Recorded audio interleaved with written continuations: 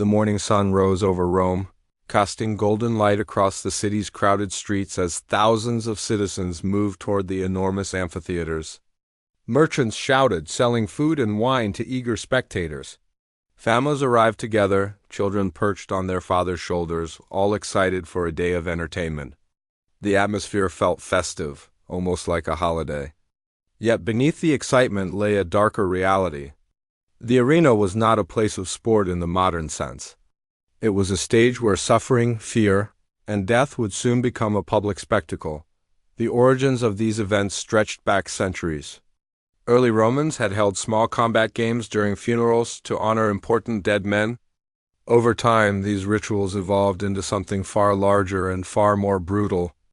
As Rome expanded into a vast empire, its leaders discovered that grand spectacles could serve a political purpose. Providing free entertainment helped keep the population satisfied and distracted from economic hardship, military setbacks, and political disputes. Emperors competed with one another to host increasingly extravagant games, knowing that public approval could strengthen their rule. The arenas themselves reflected Rome's immense power. Massive structures of stone and marble could hold tens of thousands of spectators. The most famous, the Colosseum, towered above the city as a symbol of imperial authority. Beneath the arena floor lay hidden chambers filled with animals, prisoners, and gladiators waiting for their turn to emerge. Ingenious machinery lifted cages and scenery into view, creating dramatic surprises that thrilled the crowd. As the audience filled the seats, anticipation spread through the stands. What began as simple contests had transformed into carefully organized productions designed to shock and amaze. Gladiator fights, exotic animal hunts, public executions, and elaborate reenactments drew enormous crowds. Each event had to be more spectacular than the last. Rome's appetite for entertainment seemed endless, and the arena became the empire's most powerful theater of violence, where human lives were often sacrificed for applause. As the crowd settled into their seats, attention shifted toward the heavy gates at the edge of the arena.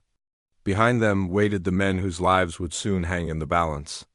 Contrary to popular legends, not every gladiator entered the arena as a skilled warrior seeking fame. Many were slaves purchased by trainers, prisoners captured during Rome's wars, criminals sentenced by the courts, or unfortunate individuals forced into service against their will. For them, the arena was not a path to glory, but a desperate struggle to stay alive one more day. The gates creaked open, and the fighters marched onto the sand under the watchful eyes of thousands. Their armor and weapons varied depending on their assigned roles.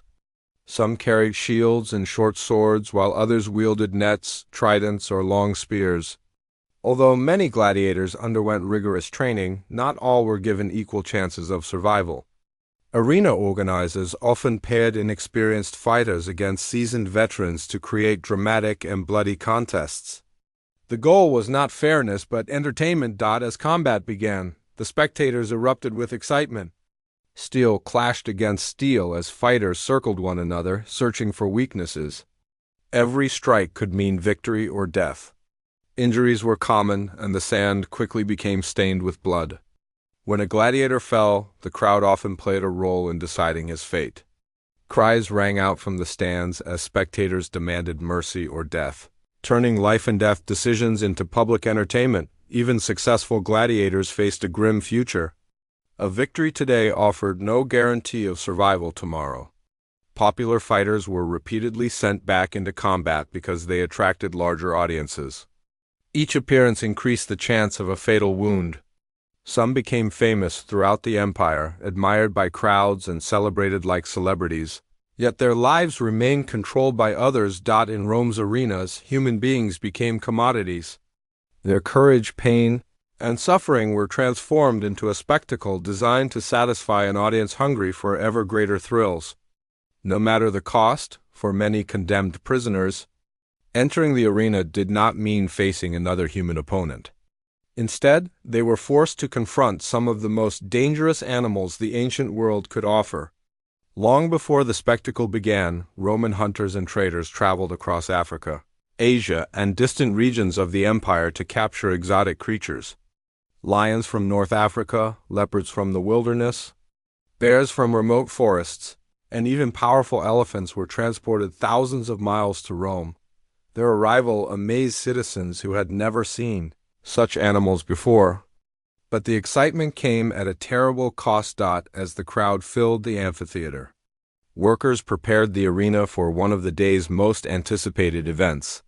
Hidden beneath the floor, frightened prisoners waited in darkness while animals paced inside cramped cages.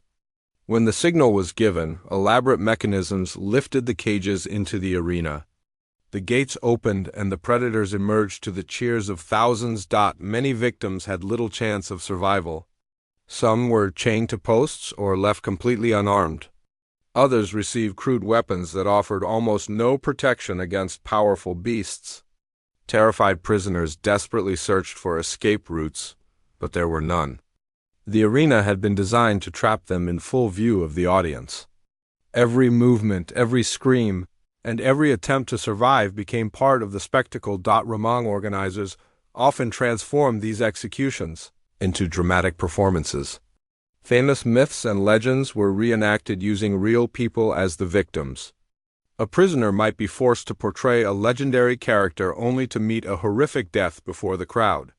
What appeared to be theater was actually a public execution disguised as entertainment. The audience responded with fascination and excitement. Many spectators viewed the events as demonstrations of Rome's dominance over both nature and its enemies. The empire's power seemed limitless when even the most fearsome creatures on earth could be captured, displayed, and used for amusement. Yet beneath the spectacle lay immense suffering, making these events among the most brutal displays ever witnessed in ancient Rome's arenas. As Rome's rulers searched for new ways to impress the public, ordinary gladiator contests and animal hunts were no longer enough. Emperors wanted spectacles so enormous that people would talk about them for years. One of the most astonishing and deadly forms of entertainment was the Naval, a mock naval battle staged before massive crowds. These events were designed to recreate famous sea battles from history, but unlike theatrical performances, the fighting was terrifyingly real. Preparing such a spectacle required immense resources. Large basins were excavated, artificial lakes were created, and in some cases entire arenas were flooded with water. Workers spent months constructing ships, platforms, and elaborate scenery. Thousands of spectators gathered to witness what seemed impossible, a full-scale naval battle, taking place in the heart of Rome. From their seats, they watched fleets maneuver across the water. While trumpets echoed through the air, the men chosen to participate were rarely volunteers. Most were prisoners of war, condemned criminals, or slaves who had no choice but to fight. They were organized into opposing fleets and armed with real weapons. Unlike professional gladiators, many lacked proper training. Their role was simple: fight until victory or death. Once the battle began, ships rammed into one another with tremendous force. Wooden hulls splintered, warriors fell overboard, and panic spread as vessels started to sink. The artificial lakes quickly became scenes of chaos. Men struggled to stay afloat while carrying heavy armor. Some drowned beneath the waves before ever reaching an enemy ship. Others were cut down during fierce hand-to-hand combat on crowded decks. The water often turned red with blood as the battle continued. For the audience, the scale of the spectacle was breathtaking. For the participants, it was a nightmare from which few escaped. Entire groups of fighters could be wiped out in a single event. What was advertised as entertainment was often little more than a carefully staged mass execution. These naval spectacles demonstrated Rome's immense wealth and engineering skill, but they also revealed the empire's willingness to sacrifice countless lives in pursuit of public amusement and imperial glory. As the years passed, Rome's appetite for spectacle grew even more extreme. Gladiator contests and animal hunts no longer provided enough excitement for audiences that had become accustomed to violence. To satisfy the demand for ever more shocking entertainment, Roman organizers transformed public executions into elaborate theatrical productions. These events blended drama, mythology, and punishment into a disturbing form of entertainment, where real human suffering became part of the show. On the day of an execution, The arena was carefully prepared with costumes, props, and scenery. Spectators filled the stands, eager to witness a performance unlike any other. Condemned prisoners were forced to play roles in famous myths and legends that every Roman citizen recognized.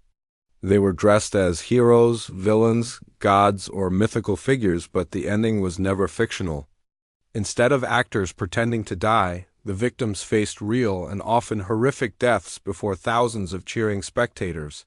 One prisoner might be cast as a legendary character doomed to perish by fire. Another could portray a mythical criminal destined to be torn apart by wild animals.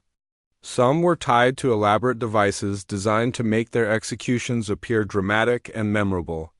The audience watched as these stories unfolded, fully aware that the pain and terror they witnessed were genuine.